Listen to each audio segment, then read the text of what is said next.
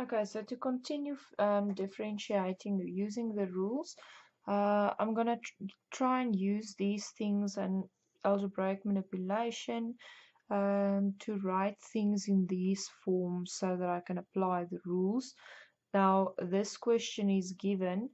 I'm just going to split the numbers 3 over 5, and x over x squared is 1 over x, which, if I look at this equation, 1 over x to the power of 1 is x to the power of -1. So I'm going to write this guy like this.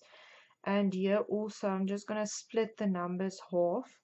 And the 1 over root x, I can write as root x to the power of -1, so that I can just bring it up because it's underneath, also from this.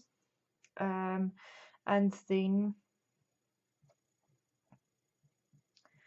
I'm just going to also get rid of this root there by putting a 2 in the x underneath the fraction, because a square root is a root 2. Yes? Good. Okay, so then I can apply my rules on every term. So for this term, I'm going to multiply the exponent in front.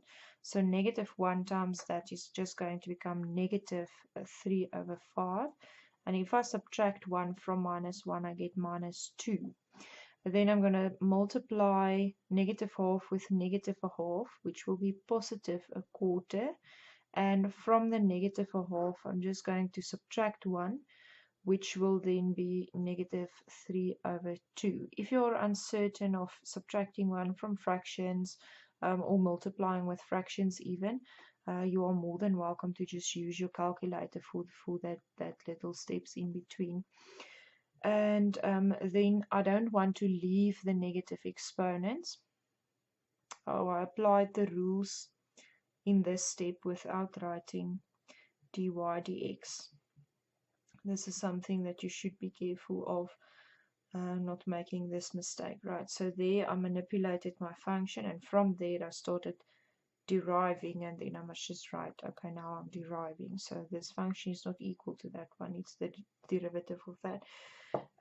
I'm just going to take the x squared underneath again so that it becomes a positive exponent, because I don't want to leave negative exponents. And I'm also going to take this x to the power of 3 over 2 underneath the fraction, and I'm also not going to leave that fraction exponent. I'm just going to write that as the root of x to the power of 3. Right, so there I'm done finding the derivative of this equation. Let's look at another example where I have y is 2x minus 4 minus x over 5, and they say find the derivative. Find the derivative. So, well, this is basically in standard form. This is actually easy one. Apart from the fact that this x is there on top, and I'd rather just write it like that. I just take it off and write it there, so that I can see clearly that my a is -1 over 5 and my n is 1. If you're still not aware of this, I've said this before, but if you're still not aware of this, x over 5 and 1 over 5x, same thing, right? You can take things from the top and just put them on the side, leaving the 1 there. That's not a problem. If you don't know this, please make sure that you do realize it just now. Right, and then from there, standard form, so I can use, this is an easy one.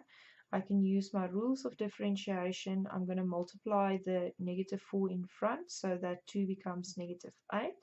And from my exponent, I'm going to subtract 1, so -4 minus 1 is -5.